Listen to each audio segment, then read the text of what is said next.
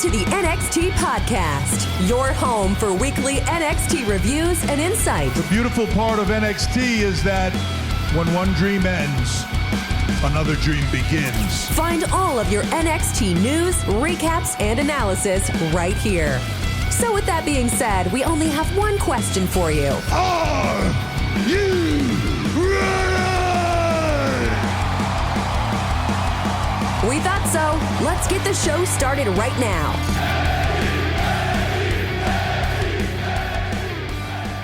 Good morning, everyone. This is Jay with your NXT review, and I have to say, it's been quite an eventful couple of days as far as this podcast has gone, for me anyway. So yeah, the other day I'm listening to Matt's Week in Review show, and I hear that he's looking for a new NXT review host. And I was like, well, I kind of like to get into podcasting. So I emailed him and I said, you know what, I may be interested. And he said, okay, well, send me a demo. So I sat in a parking lot of a Dollar Tree and I laid down some information and sent it to him. And he's like, sounds pretty good. You got the job. So here I am. And this is my first ever NXT review, and I have to tell you, I'm a bit nervous, so bear with me today. It is first thing in the morning on September, oh my gosh, it's only September 18th. I'm reviewing the show for September 17th on the USA Network. Some of you may ask, well, what makes you an expert on wrestling? Like, how can you come and talk about the NXT show? You know, what gives you the authority? You know what? Nothing. Nothing gives me the authority. You know who I am? I'm a wrestling fan just like every other one of you. And I enjoy the show. I watched it when I was a kid. I watched it through the Attitude Era. I stopped watching it around 2001. For about 20 years, and I came back to it in 2022. I tried to watch it during the COVID era, but I couldn't do it. I just couldn't do it.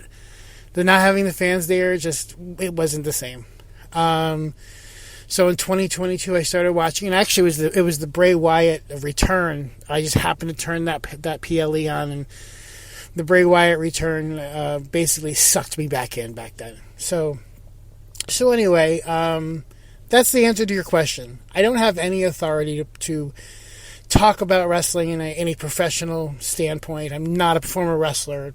I'm not anything to do with the business. I'm just a fan, and these are my thoughts. And if you agree with them, great. And if you don't, let me know. There's a comment section. Feel free to use it. I'm a Patreon fan for the WWE Podcast, just like you guys are if you're on Patreon. If you're not on Patreon, you should be on Patreon. If not, Apple Podcasts, Spotify, all the things. Listen to it. Matt does a great job. Amanda does a great job. Anthony, everybody. It's a great... WWE Podcast is great, and if you're listening to it and you have friends that watch wrestling, put them onto it too. Anyway, I digress. Let's get into the show. So, the show was on September 17th, 2024, from the WWE Performance Center in Winter Park, Florida.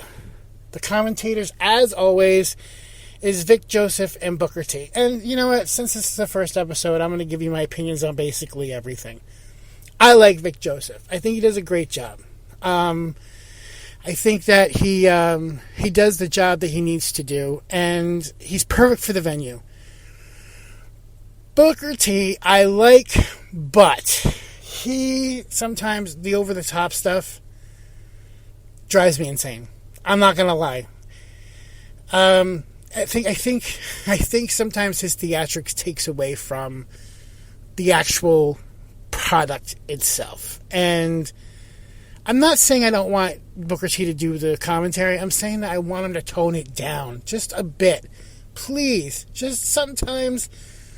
You don't have to do the squacky docky duck or whatever he says. I don't even know what he says. Just let the product speak for itself sometimes. But I know that's his job. I just sometimes think it's a little too much.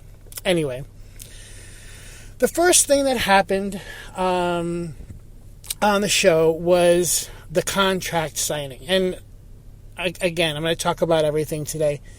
Let's talk about contract signings. I don't care whether it's on Monday Night Raw. I don't care if it's on SmackDown. I don't care if it's on NXT. I don't care if it's on any indie promotion. Contract signings, it's a pain. It's hard to watch. Last night, to be fair, last night's contract signing at least had a little bit of a twist, which was nice. But generally speaking, contract signings is just an excuse for someone to be put through a table. That's it. And do they think that we're like naive enough to think that this is a real contract signing? Like, no. You're telling this guy that he's fighting this guy. That's the end of the story. So, I don't really like contract signings at all, period. Let alone, it's just, like I said, last night was a little bit of a twist on it. It was great. But did somebody end up going through a table? Yes. Ethan Page came out and ended up throwing Trick Williams through a table, as we all suspected that would be the case, that somebody would be going through. Most likely it's the babyface that goes through the table, and that's what happened. The babyface went through the table. And then, because of all of the shenanigans that happened, nobody signed the contract. And the rest of the night was about nobody signing the contract. And how are they going to sign the contract? Trick Williams, I'm going to sign the contract. And Ethan Page was never heard from again until the end of the show. So anyway, the contract signing, that didn't happen. Moving on. And by the way, as far as Ava goes, I don't particularly care for Ava. What is the word? Nepotism? I think the only reason why she's in a job that she's in is because her father. If you don't know who her father is, it's The Rock. I don't particularly think that she's good. And this is not about anything except just the fact that I don't care for her. I love Nick Aldis. I love Adam over the other, on Raw. I love them. I just think that she's cringy. I'm not gonna lie. She feels a bit cringy to me.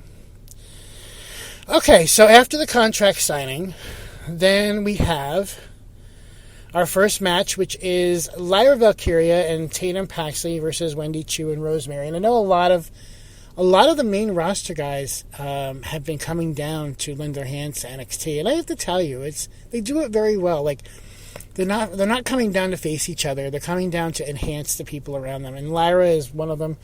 I have to be honest. When Lyra came down when Lyra was called up from NXT to Raw, I was a little leery. I wasn't sure if she was ready yet. She's doing a great job, but I like that she comes back down and pays respect to the younger talent too. And I love Tatum Paxley. Tatum Paxley she's crazy, she's goofy, she's pretty decent looking. I think she's a great wrestler. And the match was between them and Wendy Choo and Rosemary. Wendy Choo and Rosemary are just, their characters are great. Like, I just get a kick out. Like, when Wendy Choo does the face with the head turn, like, just stoic face with the makeup on, like, it's great. It's great. It was a good match. First half of the match before the commercial was just okay. But the match got cooking after the commercial, and in the end, Tatum Paxley and Lyra Valkyria ended up getting the win. And Tatum Paxley's finisher is great. Like, I love her finisher. If you ever get a chance to take a look at it, if you saw the show, you know what I'm talking about. If you haven't seen the show, go back and watch it. It's actually pretty cool. Like, it's different. It's not the same run-of-the-mill, finisher that everybody does. Then we get backstage, and Trick Williams is telling the interviewer, Sarah, that he's going to have the contract signed by the end of the night. That was it. That was the segment. Then Xavier Heights comes out, and he's in great spirits, and he's talking about the wrestling tournament that he did and making a name for himself. And then they talk about having a match later that night, and then Ren Sinclair comes out and Charlie Dempsey says, you need to go out and make a name for yourself, and that's going to come back later in the show. So the second match was Tony D'Angelo versus with the family. The family was there against Hammerstone, and this match ended weird. I love the character of Tony D'Angelo, the Don of NXT, but I think they did him dirty last night. I'm not gonna lie, they made him seem weak. I know I'm waiting for the storyline. Shawn Michaels does a great job with NXT. I'm not gonna second guess him, but like, he walks out of the match, and then later on tells Rizzo that he's scared.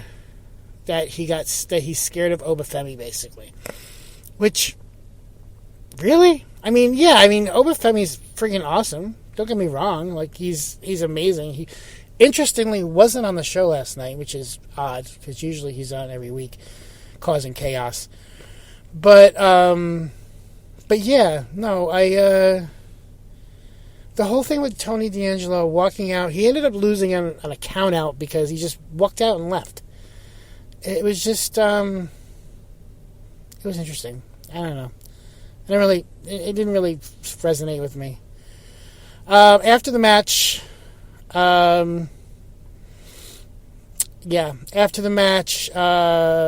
we have Zachary Wentz came out from the Rascals from TNA. Zachary Wentz comes out, basically tells Wesley that, on October 1st, they're ending the feud. So they're going to wrestle each other on October 1st, which is, incidentally, if you don't know at this point, it's October 1st is the first day of being in Chicago. If you are watching NXT at all, then you obviously know that at this point. The Chicago event, and I cannot wait to review it. The Chicago event looks like fire. It looks amazing, and I cannot wait to see that event. And to be honest, at this point, the St. Louis event the week after looks great too. So, and I have my thoughts about that, which about the move to CW, which I'll talk about in a second. Then after that, after the Zach Wentz promo, we have backstage, and Ava's talking in her office to Therese Halliburton from the Indiana Pacers, and Therese says, "Don't worry, he'll get the contract signed." So we'll see how that goes. And then Sarah does another interview backstage with the Fatal Influence, which is the three ladies, JC Jane, what's her name? Fallon Henley, and the other person, I don't remember her name, to be honest. So they're talking about how they're going to go through different people, that Lola Vice, Jada Parker, which, by the way, Lola Vice and Jada Parker are awesome. Like, they're both awesome. Okay, then we have a match with Eddie Thorpe and Ashanti the Adonis. It was okay. That's it. It really wasn't anything. A lot of the matches tonight were kind of lackluster. They focused so much on the contract signing and backstage stuff. There was a lot of backstage stuff. So that match was just okay. Ended up, I got lost here for a second. I'm sorry. Let's see. Ended up that Eddie Thorpe got the win via pinfall. That was it. Like I said, it wasn't a great match, but it took up some time, I guess. Next, there was a vignette about Chase University and how much they write about that. About Rich Holland and putting, and Adrian Chase and Duke Hudson on the shelf for a little while. So, and there's that. Then the best in the world comes out, CM Punk. Now, I'm not gonna lie, I did not see the CM Punk back in the early 2010s. So last year has been a fresh look at CM Punk for me. I think he's really cool. I love the stuff with Drew McIntyre. So CM Punk comes out. says how much he loves NXT, talks about, has a major announcement to make, and then Roxanne Perez comes out. She fangirls all over CM Punk for a little while, says how much she loves him, how the 12-year-old version of her would be great if she's in the ring with CM Punk, and then goes on to say how much that she realizes that she should have been a Drew McIntyre fan, which was pretty funny, and the look on CM Punk's face was pretty funny. And basically he starts insulting her about Julia, and then Julia comes out, says like 2 lines, because I don't think she speaks much English. I think she just speaks Japanese. And then that's it. It's over. And he never actually makes the announcement, which again will come up later. So it was okay. Roxanne Perez, I actually like Roxanne Perez, but she's getting a bit annoying, to be honest. I think she needs to be knocked off her high horse by somebody. And it really should have been Jordynne Grace. And I listen, the partnership between TNA and NXT has done exactly for me. It's done exactly what it said it was going to do. I've watched not a lot. I don't have the Access channel, so I don't watch a lot of TNA. But I watched a little bit of it, as much as I could. And I love Jordynne Grace. She's going to be, I hope, she's going to be bound for WWE main roster. Love Joe Hendry. Love the character. Love going back and doing a deep dive and seeing some of the stuff from the past. Joe Hendry is not like a... He said it the one day against Ethan Page. He's not a flash in the pan. He came in 10 years ago. There's actually no video clip of him playing a lawyer in WWE for one episode of Monday Night Raw. So that was pretty fun. So the partnership has done what it's provided good entertainment on NXT, and it's gotten my eyes, albeit not a lot, but still gotten my eyes to TNA. And I know more that TNA exists. So that was my little aside as far as TNA goes. Let's see.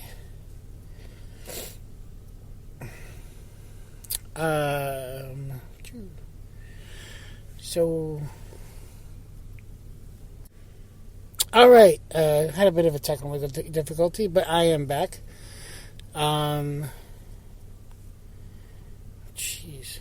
Still having technical difficulties. I apologize. So next we have an interview in the back with Sarah, with the interviewer Sarah and Kalani Jordan.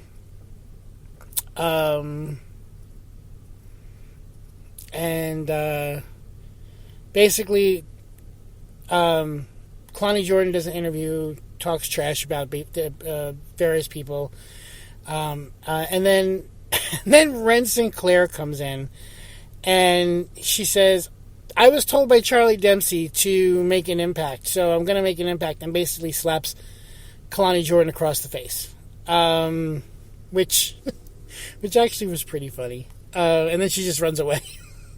It was funny because it really wasn't expected, and then all of a sudden she just runs. It was interesting. It comes to pass later on, actually, too. So the match after that, I apologize. Like I said, I'm having some technical difficulties, but we're getting there. Then we got Javon Evans and Cedric Alexander versus Miles Bourne and Tavion Heights. This was later on with the North Quarter Catch crew. It was a good match. Javon Evans, he's 18 years old, and he's amazing. He's amazing. And Cedric Alexander's, he's a veteran. He's a veteran. And Miles Bourne and Tavion Heights were great, but Javon Evans just steals the show, and actually you can tell because later on, so earlier in the night, Javon Evans asked about getting a match in St. Louis because the Chicago card on October 1st was getting filled, but October 8th in St. Louis was still available, and he was like, "Well, I'll let you know," and so.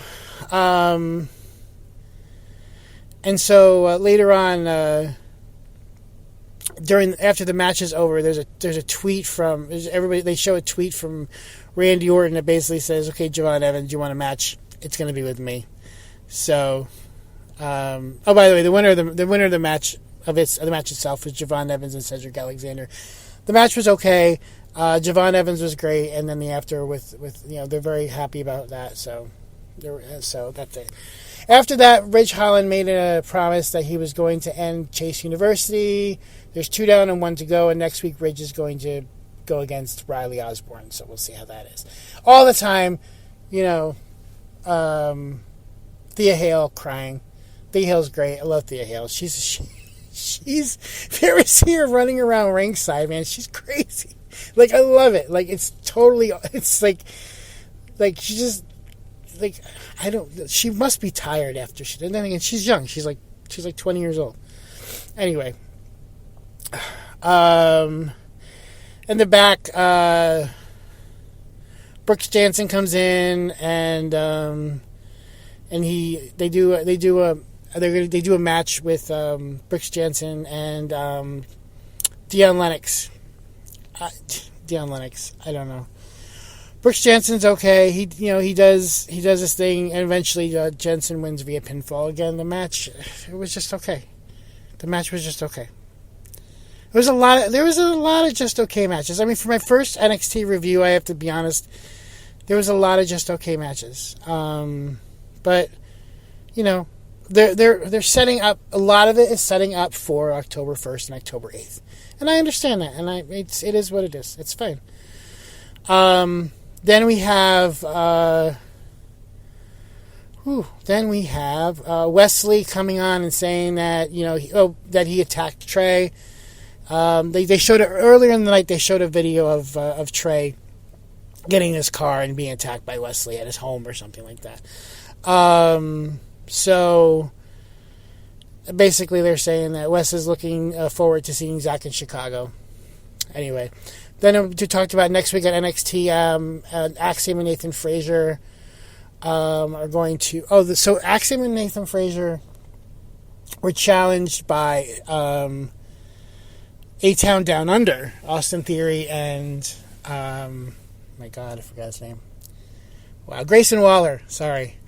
They were challenged by them, and it was accepted by Axiom and Nathan Frazier. And then later on, we find out that Axiom and Nathan Frazier are going to be on a very special Grayson Waller effect. So there's the Grayson Waller effect that's coming back to NXT. If you were concerned that would ever happen again, well, your concerns have been alleviated.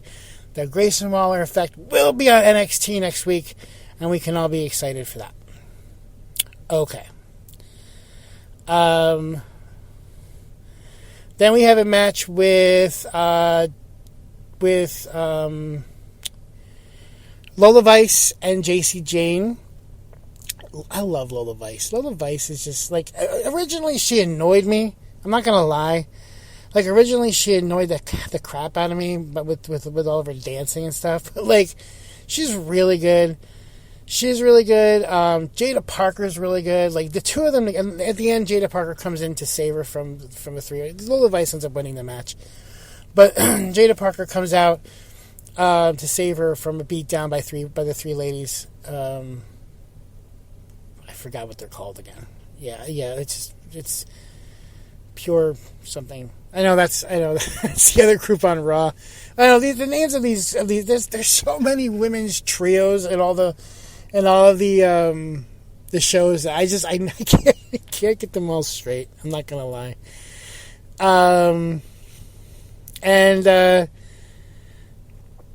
So yeah. I love Jada Parker. I think Jada Parker and Lola Vice, they're gonna be big in the future. I honestly think that, and that's what NXT is for. NXT is for propping people up and making them big in the future. Like, that's what it's there for. So, anyway, moving on. So Lola Vice wins via pinfall, and then a little vignette between Tony D'Angelo and Rizzo.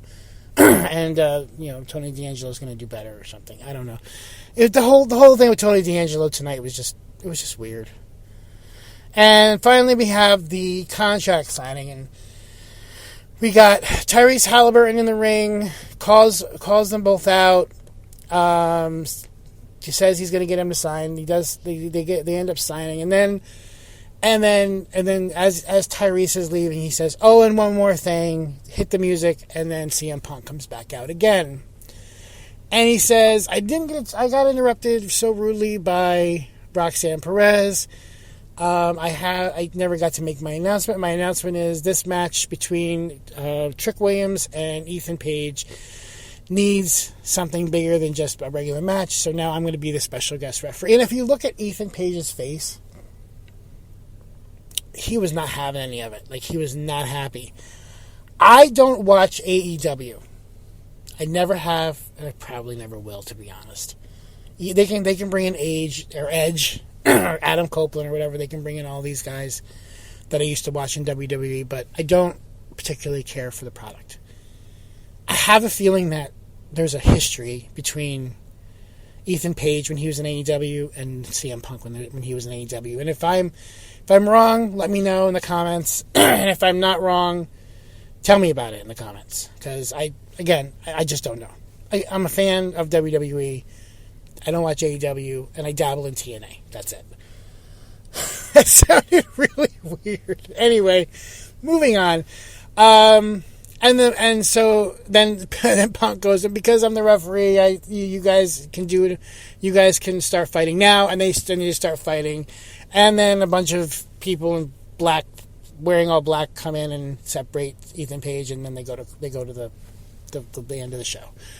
Anyway, so that's my review. Overall, it was a decent show. It was for NXT. Listen. If you listen to this podcast, it means you watch NXT. You know that the show wasn't as good as it has been. It's a lot of setup for the CW switchover. Here's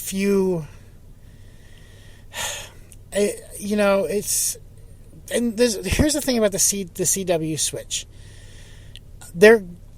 So last night the show ended at about 10:06, 10:07, right? So they had the extra 7 minutes or so. That's not going to happen on CW. CW has the same time constraints as Fox. When 2 hours hits. They have to move on. It's a network television station. There's positives to it. They're on network TV, free TV if you have an antenna. But on the flip side, once 2 hours hits, there's no leeway. You gotta go. It's not like USA. It's not like Netflix. When Netflix comes on, I'm sure Netflix will have leeway in their times. But you have to, you're done. So they got to get all the things done that they're doing. They got to get all the things that they're doing done in 2 hours. I'm sure that's been thought of, but it's something to think about for us too, because hopefully we don't get shortchanged. I'm not going to lie. I'm a little worried about that, because there's a lot going on in NXT. There's 5 champions that have to defend, week to week.